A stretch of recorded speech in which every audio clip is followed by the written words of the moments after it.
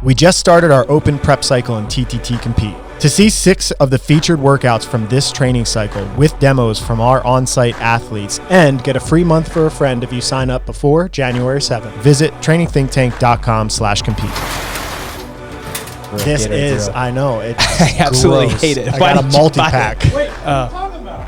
You like this Gatorade Zero flavor? Oh, you can't talk on there. Come on, man, get on the mic. That's my favorite one. Oh, Chris just said that this, what flavor is this? Yeah, Weird like milky Arctic white. or glacier freeze. It's like an Arctic glacier cherry or something, Yeah, right? glacier cherry is the grossest Gatorade Zero of all Why? time. Why? Chris Chris, what are you likes talking it. about? You don't like Let's- those popsicles, the little bomb pops? You don't like bomb pops? I have no idea what you're talking Yeah, I about. don't know what You know, red, white, and blue bomb pop? Oh, yeah, those are good. Yeah, like, and you know the white part? That's that. Yeah, but the blue part and the red part are the good part. No, That's it's what not. makes The it. white It just part makes it slap. blocks out the nasty flavor of the white part. Wow, just y'all are literally the first people I've ever met who doesn't love that white Really? cherry. No, ask anybody if you're watching this and you know what the glacier cherry is, especially Gatorade Zero because Yes. it tastes different. Go in the comments and chew Chris apart for his disgusting. This is news to me. Listen, let's rank the Gatorade Zeros because that's the worst. And Let's then, say purple, and then the orange. red To be is fair, that's the only one I buy, so I Yeah. don't know what the other ones taste Red like. is second worst. yeah, red is second worst. Red is so We're going from the bottom up. My favorites would be the purple, the orange, and the yellow. Yes, I like the blue too, but there's 2 different colors of blue now. There's like a light blue and a darker blue. The light blue is much better than the darker blue. Okay. I don't know the if I've names of had any of those. those. Yeah, no, they're pretty good. You don't like Nice. the blues? No, I mean, I've never had them. The purple's not my favorite though. I would go orange, Yeah. yellow, blue, purple. Yeah. But you said purple was your favorite. They like interchangeable. Like if I see them in there, just like based on the mood, I'll pick one of those. But this would never. This would just stockpile unless it was an apocalypse. I wouldn't drink it. How did you get that one? I got a multi-pack. John bought a multi-pack, so it had like You 12. just got 12, stuck with 12. it. And these were. I opened up and I was like, "Damn it! Now I only have these left." Send them my way. I tried to be grateful. Yeah. I will. I'll bring them in. Yeah. I'll sell them to you at half price. I still make some money off of it. Nah, I ain't paying for and that then shit. go. Yeah, exactly. It's gross. And this, my friends, is exactly how you qualify for quarterfinals. Yeah. This is all you need to do. We're going to talk about how you qualify. How you quarterfy your quarterfinals. Friends, I'm a little sick right now, so if I sound funny and I can't talk straight, I apologize. But I'm here nonetheless. We're going to talk about how to qualify for quarterfinals and also try to get some numbers to you so that you know what it takes as far as the skills. If you needed to be able to do things like bar muscle-ups, ring muscle-ups, strict handstand push-ups, which we talked about last week, and then also about kind of where your placing needs to be from workout to workout to kind of get a better understanding of, like, you know, some people maybe do really bad in week 1 and they quit, which we can talk about. Yeah. But instead, like, maybe push through and get a better score on week 2 and 3 and you'll actually be able to qualify. Before we start, do you have your finger on the pulse of like the average people out there, the average CrossFitter? Do you think they even know what it takes to make it? Like if you ask them, they would answer properly? I don't think the average anybody really in CrossFit except the really heavy data people. Like there's some like it's not WOD Science or some like data analytics group in CrossFit Beyond the Whiteboard stuff comes out and shows scatter plots. But I think most people, because the really elites have zero problem getting into quarterfinals. Right. And then the average class member is generally participating in the open, just like thinking of it like it's a normal workout. I don't think they're like really studying the sport to figure out what they need to get better at. Yeah. Well, I think the first step is to go back and look at your own historical data. Yeah. So if you have done the CrossFit Open in the past, then go back and just look at where your numbers are. So the last 2 years, we've actually had a cut line. So you can see clearly if you made the cut line or not. What is it I'm actually looking for when I go back and look? Well, the first thing would be, did you qualify the last couple of years, which I know is like an there's obvious only answer, but 2 years. the last 2 years you would know. And if you've easily qualified, then this conversation maybe doesn't matter as much, but it still does matter of like where you'll place in quarterfinals. And then if you have an aspiration to either go on to semifinals or just get better at quarterfinals, we'll have that conversation for you. If you haven't qualified, then I think the first step is just looking at what the averages were from workout to workout for you as an athlete and where the averages were for the top 10%, which is what we'll get into today. Yeah. And I mean, that's also a way to figure out and gauge what you need to get better at relative to the field of people you're competing against. Because really, I think the numbers you had there were like 18,000th place average on each workout, somewhere around there, gets you through to quarterfinals.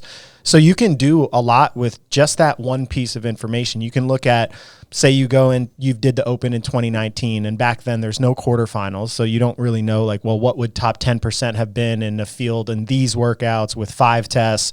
But what you can do is say, okay, well, what is 18,000th place on this workout relative to where I was? And what's the percentage change from the 18,000th place to the first place? So if it's a 10-minute AMRAP, how many more rounds are those elites doing? Because we constantly get data from the elites in competition about what they can do on things and what their 1RMs are, or cyclical tests, or running metrics. So figuring out that 10% cut line and what that means in terms of average workout can allow you to start to identify your strengths and weaknesses in comparison to watching what the elites do. So that way, even if a workout comes out and you just watch the demo for the first time, you can kind of back your way into understanding how to set a more intelligent target starting point for yourself. Yeah, to figure out how to pace the workout correctly. I think that's a really important thing. Because that's super hard. That's one of the hardest things of the sport, is that you have zero idea what the workout is most of the time.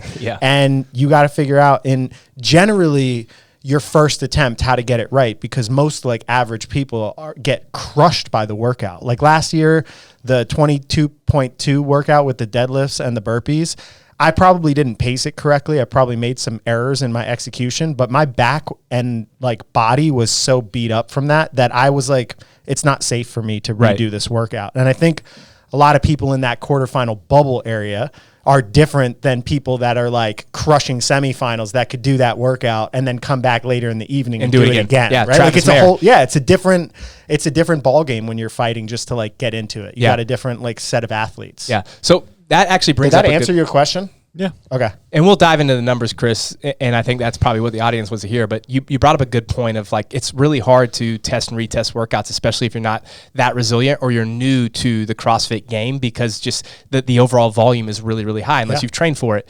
And so that's why we've kind of broken up our paths in our online program to compete, to allow for those that need to test and retest the Open. Like if you're on the bubble, and you'll know that based on the data that we're going to bring to everyone today, then you may need to follow our intermediate path, which is set up in a way that obviously we're prepping you for the Open, making sure that you're ready for all the tests that may come out.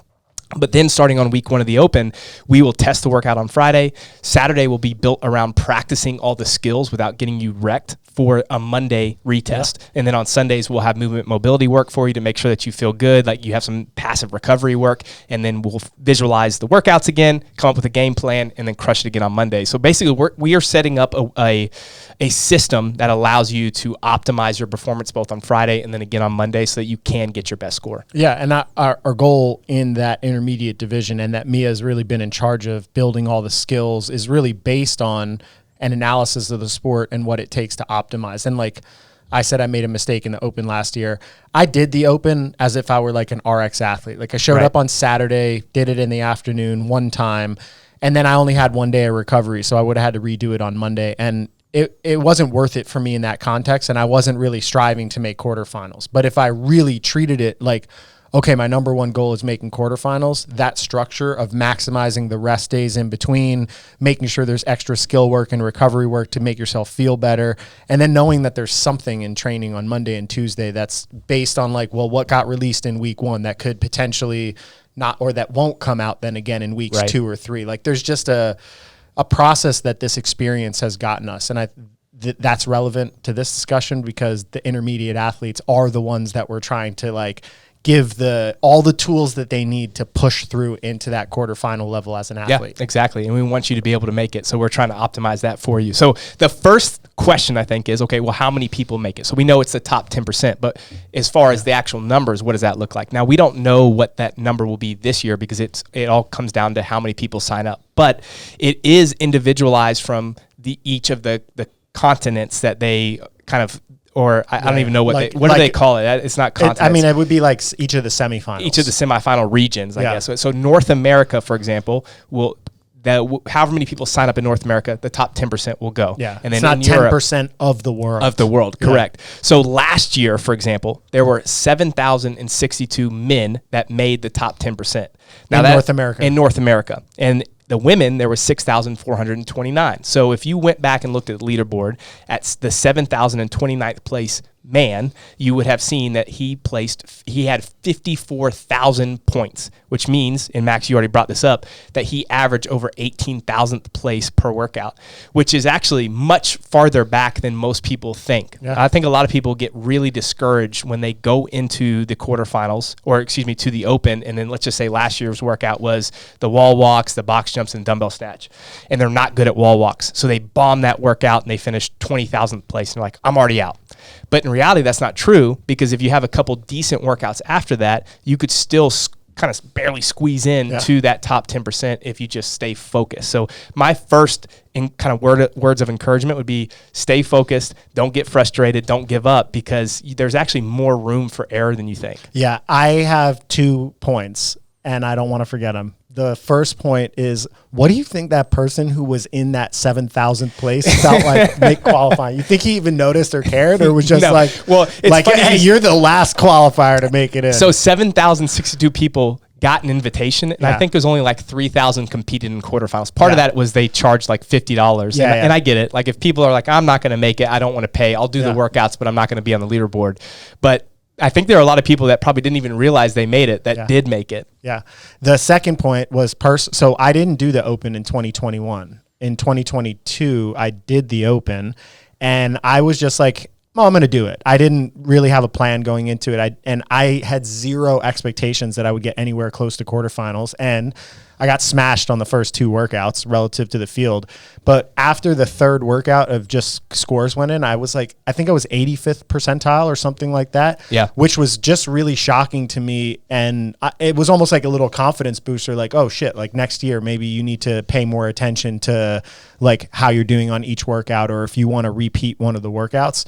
So I think had I been going into it with the mindset that I wanted to qualify, my first 2 scores would have been discouraging, because you're just in this huge field of people that are, a lot of times they're really good at body weight stuff or things that would crush me specifically. Or if a strength test comes out early for somebody that's good at engine stuff, it could look like you're getting smashed on the leaderboard, but you still do have you still got a shot. Yeah, and especially if you're really good at one thing. So you brought up kind of the difference between the endurance athlete and the strength athlete. So let's say for you, if there was something with a barbell cycling, you're still going to do pretty well compared to the field. But if it's just body weight and engine style stuff, maybe you don't do as well. So if the strength stuff comes out first, you take advantage of that. Maybe that's the one that you test and retest. So you do it on Friday. Okay, I can add maybe 10 pounds to this clean and jerk, or I can add 15 reps to this ladder, and then you retest it on Monday. All of a sudden you move up the leaderboard by 2,000 spots. That gives you a buffer for weeks 2 and 3 in case you do have a workout that's not as favorable for you. Yeah.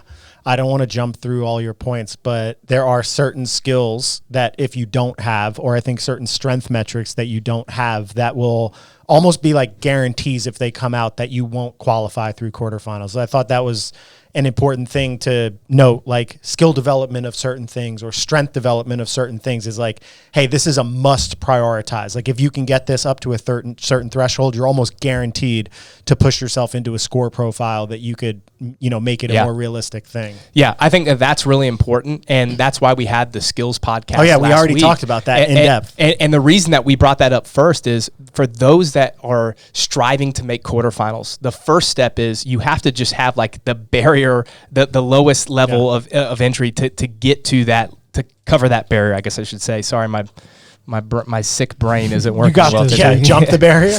jump the barrier. Plow through it. Yeah, ram through it like Max would. Yeah. Somebody would just walk around. I mean, that's probably the smartest way to do it.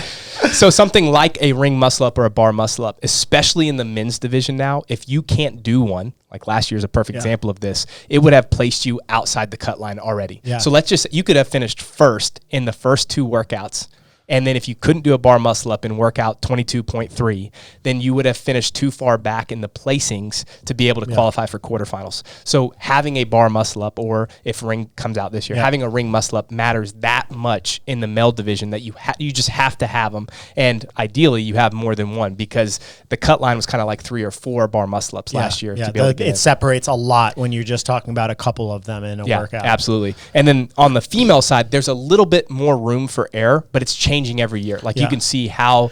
I don't think that'll be for long. No, I think actually this year may be the year that if you don't have one, you're out. So for those that maybe are on the cusp of getting one, I would follow our skill programs and compete. Or if you're following another program, make sure that you're focusing work. Absolutely on ring and bar muscle ups. And the same thing is true with handstand walking now and with strict handstand push-ups. We brought those up last week, but I think you just have to have those skills, because so many people, even if they're not fit, can do those. And if they can do them, maybe they are way behind you, but then they get to strict handstand push-ups and they're knocking those out while you're staring at the wall. They pass you in a workout. So it's not just engine, it's also having all the skills. Yeah. In terms of strength, there's a lot of different things, and like only a certain number of things have come out in the last 2 years related to strength. More so if you go all the way back, I would say that it's less heavily tested in the early phases of the sport. But like, how would you extrapolate data to say like, well, how much should we snatch, clean and jerk, back squat, front squat, deadlift? Like, are there target thresholds based on workouts that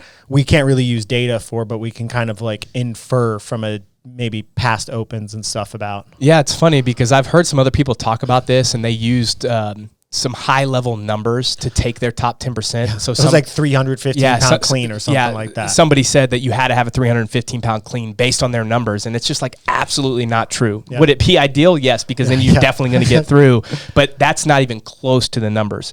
If we could go back in time and take the top 10% cut line and use it, let's say in 2019 with 19.2, then the real reality would be that you need to be able to clean the 225-pound bar. 19.2 was? 19.2 was 25 toes to bar, 50 double unders, 13 squat cleans, and then every round it went 11 squat cleans, 9 squat cleans, 7, and then 5, and each barbell got heavier as you went down in reps through, and each one of the little windows had its own 4-minute time cap. So it ended up being a very different workout for people. Like, you know, if you don't have a 225-pound clean, it's an 8-minute workout. If you're an elite athlete, it's a 20-minute workout where you're doing a lot of volume. Yeah. Now, there's still bottlenecks for those that maybe don't have good toes to bar, or they don't have good double unders. But in reality, most people are bottlenecked by the clean. So on the male side, you needed to be able to do a few cleans at 225 pounds, which still means that you probably need your 1RM is probably like 255 or 265, somewhere in there. Because you have to cycle it after having done, at that point, 75 toes to bar and 150 double unders. Correct. So you're like tired. Yeah.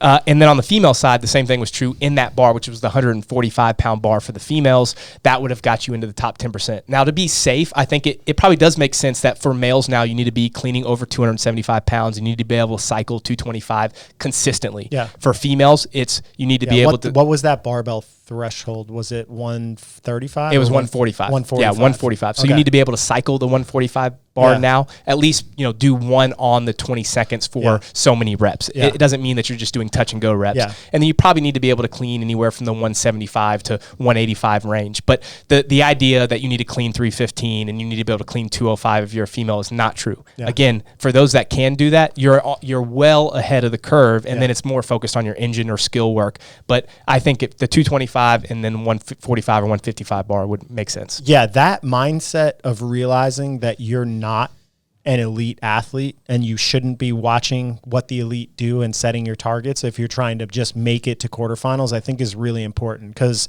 if you watch Travis or Alexis cycle 225-pound cleans or 145-pound cleans in a throwdown demo, it's like 1, 2, 3, 4. They're just like hammering it out as if it's just like a little conditioning piece. But a top 10% athlete, it's not like that. It's almost like, it almost looks like strength work at that point. Like you're hitting a rep and then you're breathing for 20 seconds and then you're hitting a rep and you're breathing for 20 seconds. And I think having that perspective of not putting unrealistic pressure on your fitness is something that it's not going to take you from like 12th percentile to 4th percentile, because is a fitness gap also. But I think staying in it mentally can take you from like the 12th percentile to the 8th percentile. Like there's just this whole gap of performance that comes from having a good mindset in terms of how you're approaching the leaderboard and not letting it stress you out or getting comparative anxiety from not feeling like you're good enough. Yeah.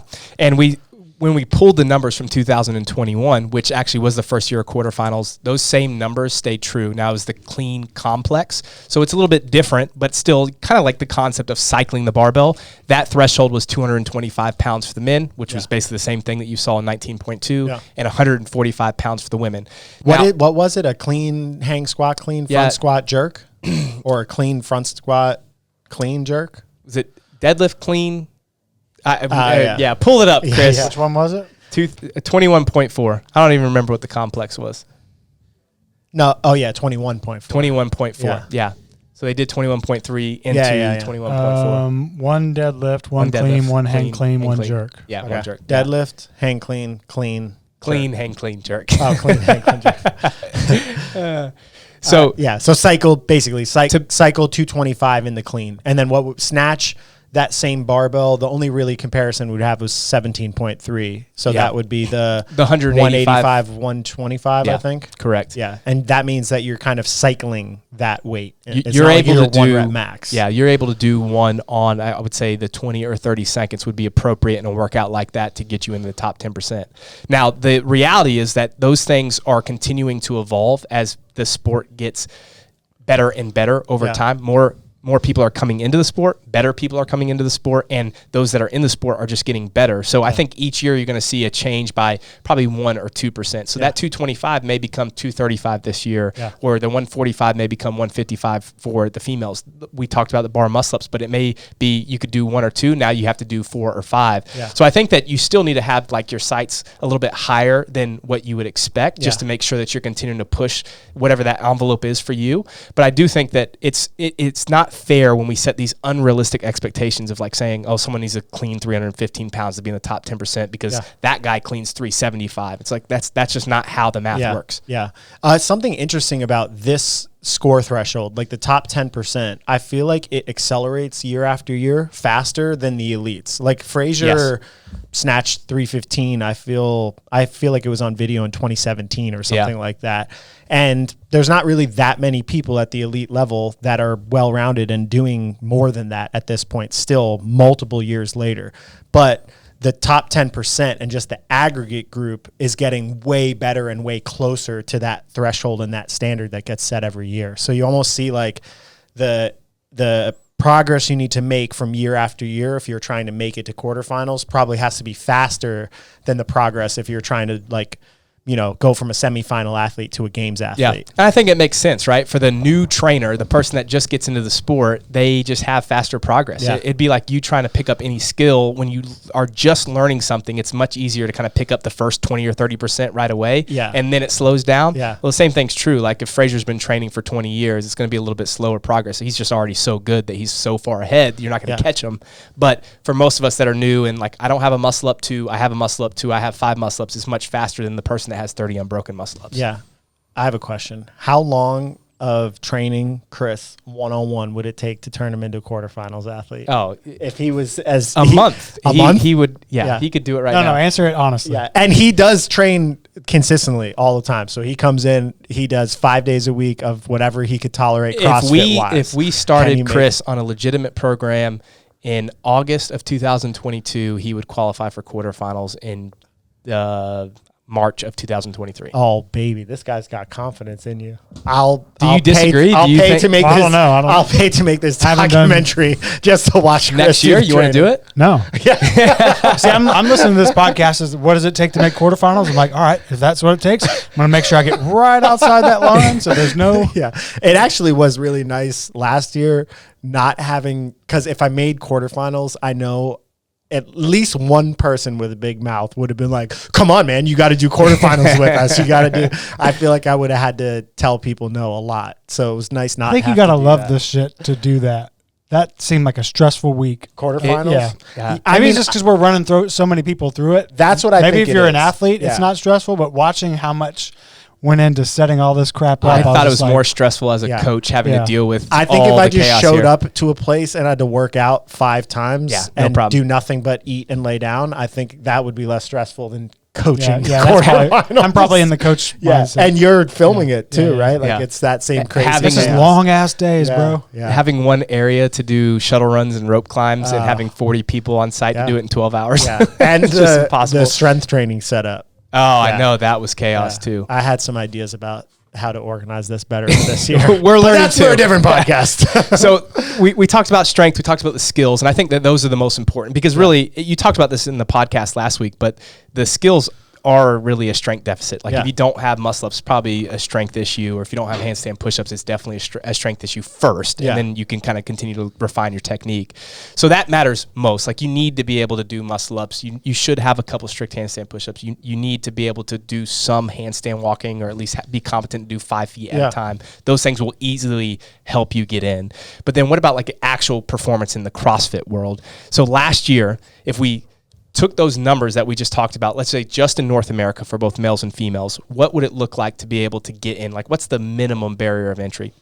For 22.1 for men, that would be right around 8.5 rounds in that workout to be able to be in a place that you could get into the top 10%. Yeah. So that was wall walk, box jump over, and dumbbell snatch. Yeah. So again, there's still a slight strength requirement in there that you can do wall walks and that you can cycle a 50-pound dumbbell pretty quickly. Because, I mean, you got to be able to go 8.5 rounds. I think I got just over 9 rounds in that workout maybe, or maybe just under. I'm not sure. But I was moving continuously the whole time. I wasn't moving fast, obviously, but I was just like slow and steady through it. So it means that your engine needs to be at least be able to support like 15 minutes of continual CrossFit-y based work to do that. Right.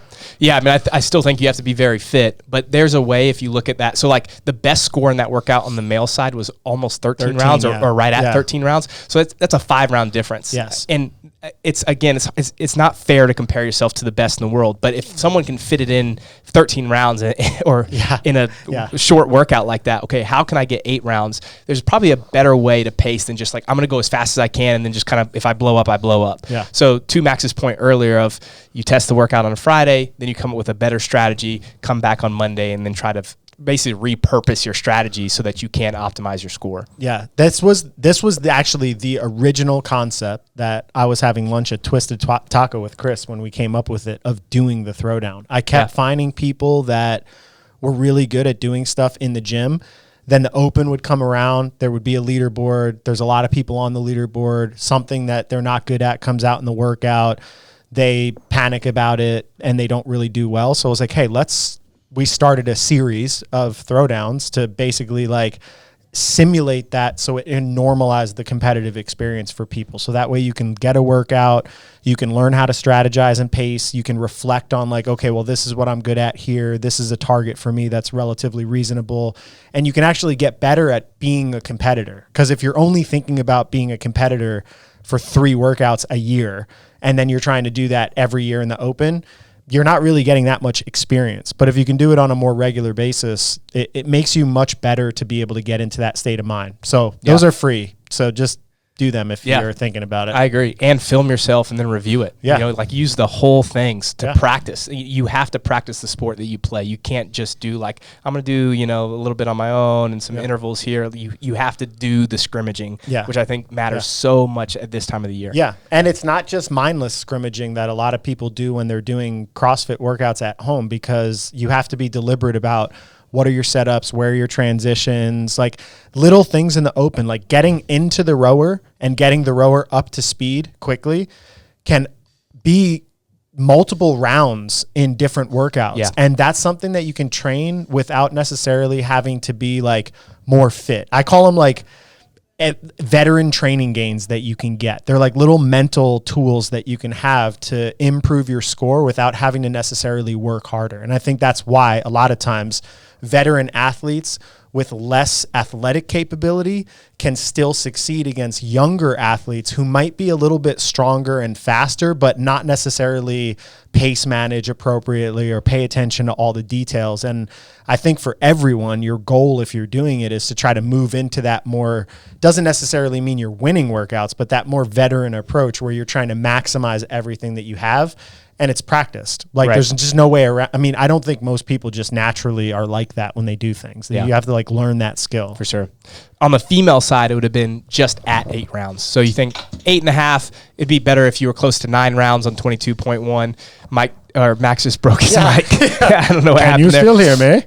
And then on the female side, it would be right at 8 rounds, which again, if you're looking at the workout, let's say you were someone that finished the workout in 7.5 rounds last year and you knew that you had to get 8 rounds, I think it's probably manageable for most people. It's just reviewing your strategy, coming up with where did I lose time on transitions? What did I do in the box jumps? Could I have stepped down a little bit faster? Could I have sped up my wall walk transitions? Whatever it may be, there's always room for improvement there without actually getting fitter. So that would be step number 1. On 22.2 for the males, it would be into the descending round of 7 deadlifts plus 1 deadlift on the next round. So in other words, you do the 7 deadlifts, 7 burpees, and then you got into the 6 deadlifts on that next round. Yeah, it was 1, 2, 3, 4, 5, 6, 7, 8, 9, 10, and 9, 8, 7. Yeah, so you would have gone 9, 8, 7, and then got into the 6. You're into the 6s, just into the 6s. I think that a safer bet, again, like you can't just average these. I think you need to have a couple like where you bump your score up a little bit. Would probably be finishing that round of 6. Yeah. But if you're looking at your scores, it's still very manageable for most people. Like there's always a way that you could just knock out a couple more deadlifts. Now I know that workout. That workout was the one that I think kept me out. It was my highest placing one. Right.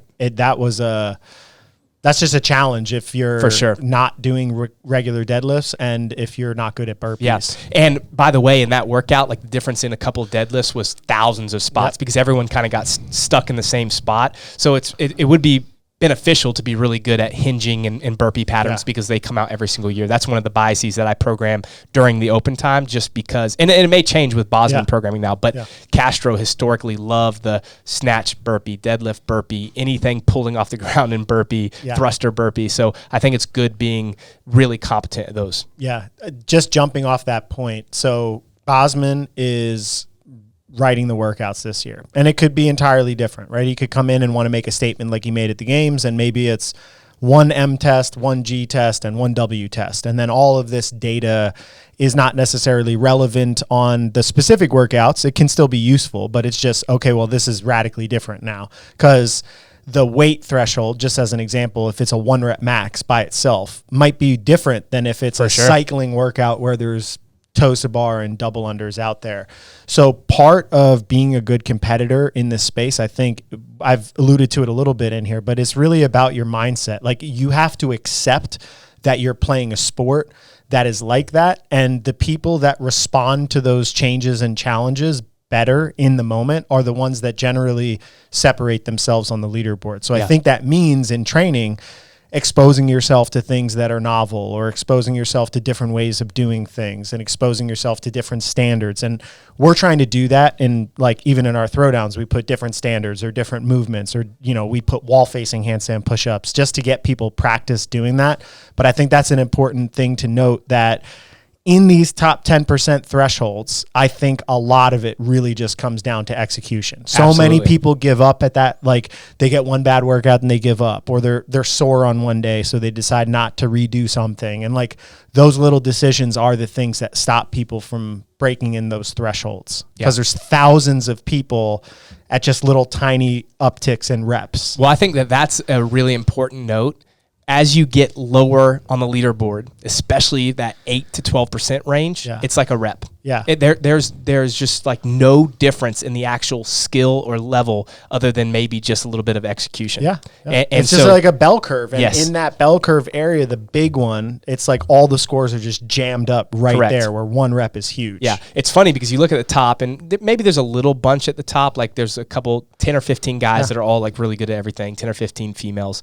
And then there's a pretty big gap from maybe 20 down to like 500, just as far as like some skill ability. Yeah. And then as it goes down, it becomes where it's just like that one muscle up is a difference in 1,000 places, or that one deadlift, or getting into the next round of deadlifts and burpees is 4,000 spots. And that 4,000 spots is what kept people from 10% to 12%. Yeah. The deadlift burpee workout is a good example of this. Noah and somebody else, whoever ended up winning the workout, were like low 7s. Yeah. And 30 or 40 seconds until the third place person. Yes. Noah ended up getting a penalty and still finishing like top 10 in the world because his score was so good. But that 40 seconds, if you had 40 extra seconds to work in the rounds of 7 or the rounds of 6, like let's just say somebody's pulling an extra whole set of deadlifts and doing half a set of burpees, you're talking about 1,000 place move on the leaderboard. Easily. So that's why I want to make sure that not the data itself is super important to give you targets and thresholds, but the mindset to optimize your performance within these data thresholds, I think, is super important as well. And it's trained and it's hanging around better people in training. And I think it's just learning those skills, learning how to cope with frustration and all the hard things that come with competition. Yeah. I will say after doing that workout, I just don't even understand how Noah went that fast, because I saw his video before I did it, and like I felt like I was flying, and he still beat me by over a minute. It's just amazing. Insane. Yeah. I mean, some people are so amazingly fit. And then the last workout was 22.3. It was kind of the right at 11:15 to mid 11:30s is where the 10% cut line would be for the males, and then 160 to 165 reps for the females, which is about 7 bar muscle ups into that workout. So if you think about it, you still have to be able to do bar muscle ups and do them well if you're a female to get into the top 10%. And that's another workout on the female side, especially like the difference in 7 reps, 8 reps, 9 reps was 150 spots, 200 spots for every single rep that you're doing, and 1,000 over the course of the 10 or 15 muscle ups that were done. Yeah. And you also have to think about, so if you're doing 7 reps of that, you're also doing a lot of work prior. It's not like you're just doing that when you're fresh. Was it lighter thrusters at higher reps and then it got heavier, or was it the same weight and it was front squat? I can't remember what the it changed from pull-ups, chest to bars, and then into bar muscle-ups. And what was the thruster? Because I remember it ended with 135-pound thrusters, which were grossly devastating. So I don't know the actual. Did it start loading. lighter? Chris, can you pull that up? Which one? 22.3. Right? 22.3 Yeah, is what we're talking 22.3. about? Yeah, I was just thinking 135-pound thrusters or 95-pound thrusters. Like that's another barrier strength thing that has come out. Yeah. It was 95, then 115, then 135. Yeah, so it got heavier each time. I don't know the For the women, it was 65, 75, 85. 85, yeah. Okay. So, I mean, that's not really super strong, but at least it's so you wouldn't even have to get to the 135 to qualify for the men because they're doing the muscle ups? No, they're muscle ups ended. They're finishing the workout. Yeah. So you had to be able to finish that workout. So and you're finishing all those bar muscle ups, which I think, 5 years ago, that probably wouldn't even be the case on the men's side. But that's also an important note. We talked about this already.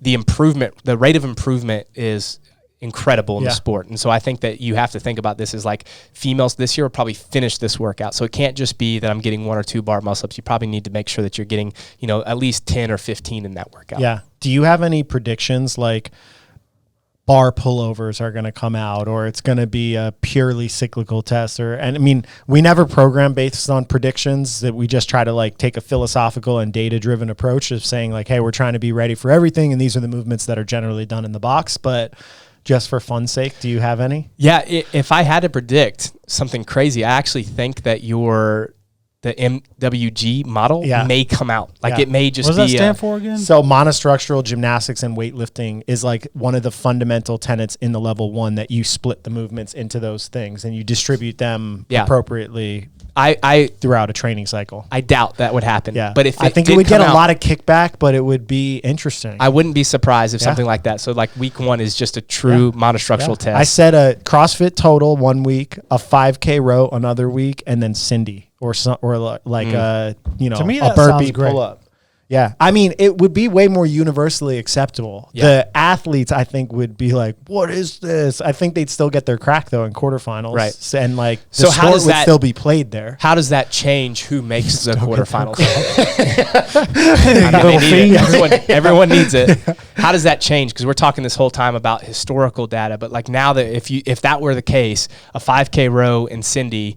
Those are much different than what we've seen in the past. Like or 7 minutes, Cindy. Or 7 minutes of burpees, a 5K row, and CrossFit total. Those will be my 3. You finally going to give me my repeat? Yeah. Nice. 12.1, baby. Let's Would you do that if it come? comes out. 12.1? Yeah, I'll do it. The reality is Greatest open workout of all time. Yeah, that's pretty good. If you were just saying like, hey, this is my first basic screen to make sure that you're good at CrossFit, it's actually pretty good and pretty safe. Like you're not putting snatching or, muscle ups that a lot of people can't do. It's like, all right, well, here's a game that like even your beginners in the gym are probably going to be able to play. Most people could fall down to the ground, get up. Most people get on the rower, and most people are doing basic strength work that's slow.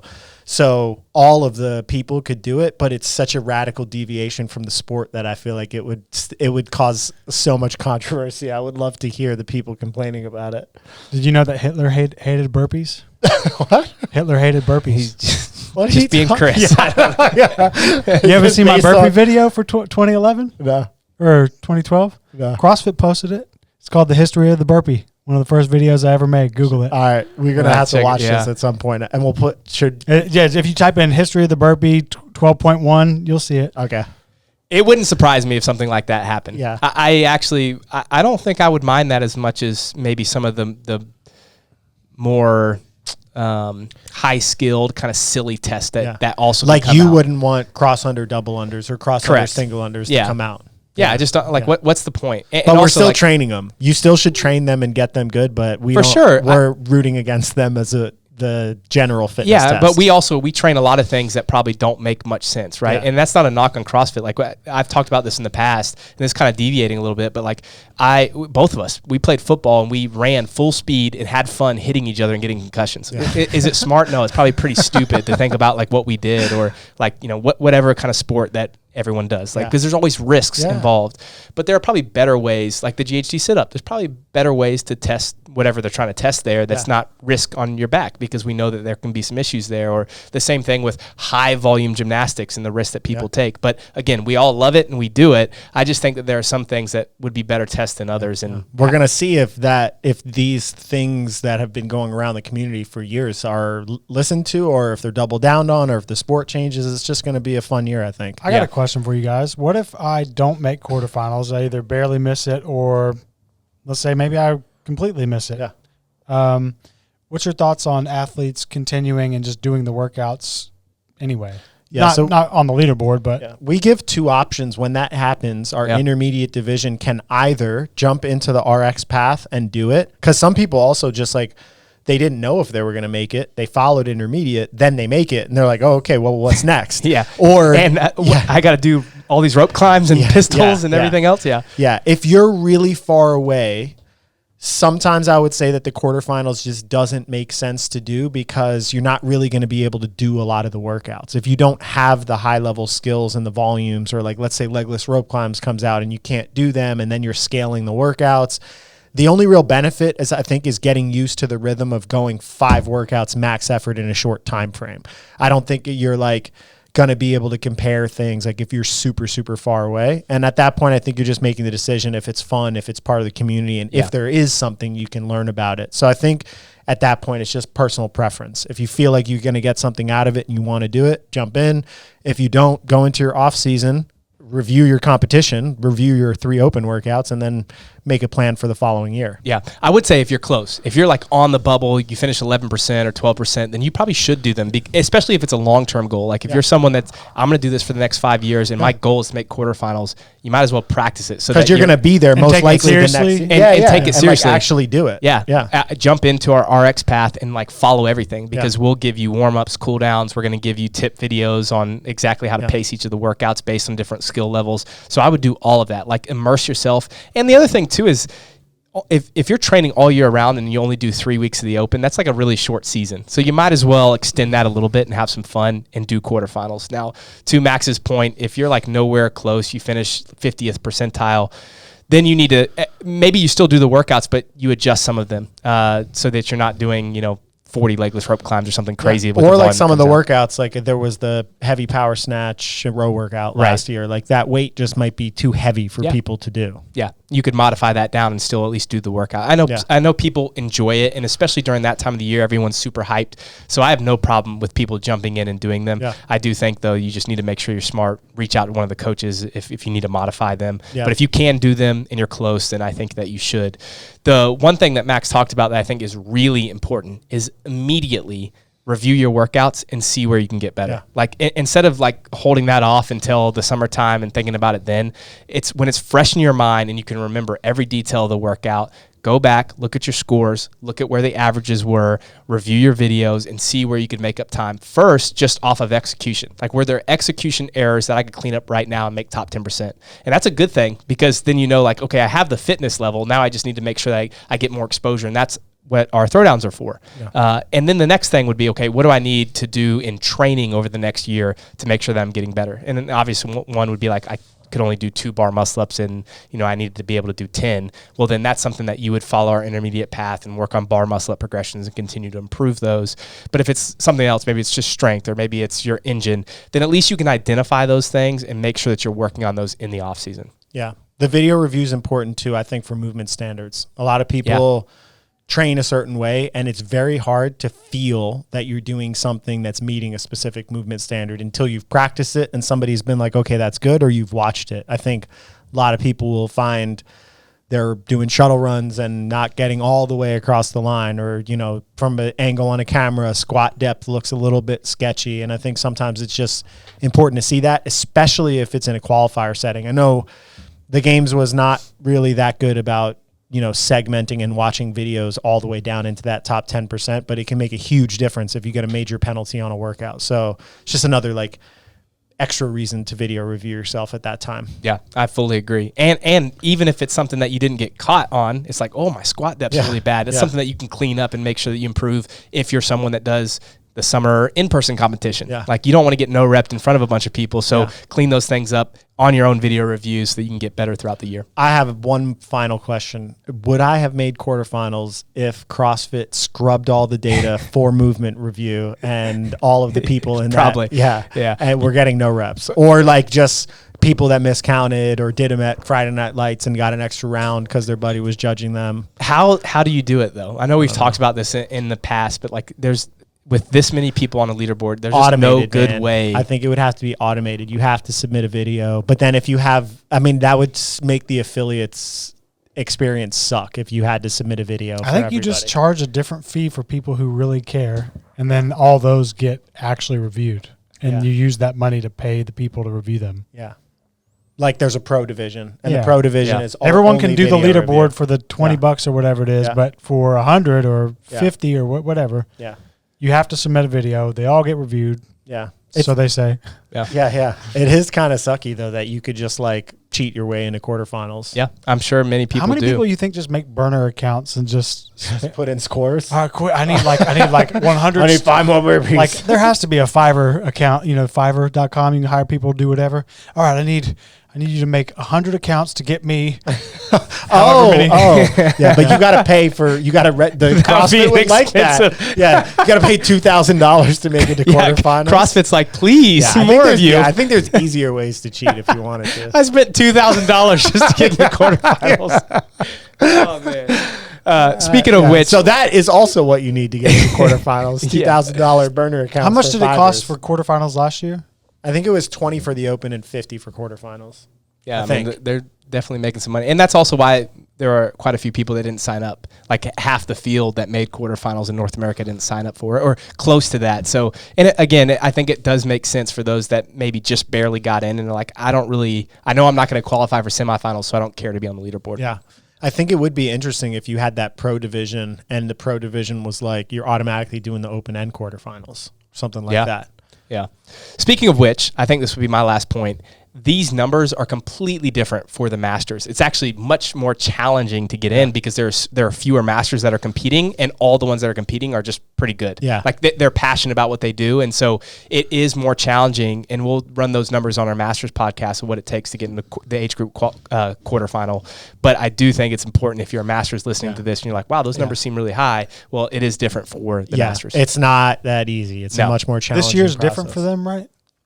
The last couple of years have been different. So but this is the same as last, no, right? this one is the same where there's a Yeah, so the last couple years Open, since they've age had group, quarterfinals, semifinal. it's the same process. okay. The one thing that is important for masters to think about as far as following a training program is the way that they peak for the Open and their age group quarterfinals should be different than the RX athlete. You can't just like run the same cycle because there's a gap there. There's a gap of 4 weeks or maybe even 5 weeks. I'll have to pull up the calendar of when they do the Open versus when they do their quarterfinals, whereas the RX athletes are going straight from a 1 week gap into quarterfinals. And it's just, so it just changes things. And I think you need to find a program that's sound on the way that they're programming and peaking you for the competition. Yeah. I mean, we have that. Yeah. Because coaching Mark Sewell last year through it is really hard because you not that you have to be like crushing the Open workouts to make it in the top 10%, but you can't just like nilly-dilly your way into it. You have to actually kind of train, and then you get a big 5 week long break. And then if you're trying to make it through semifinals, you peak really hard to compete in quarterfinals.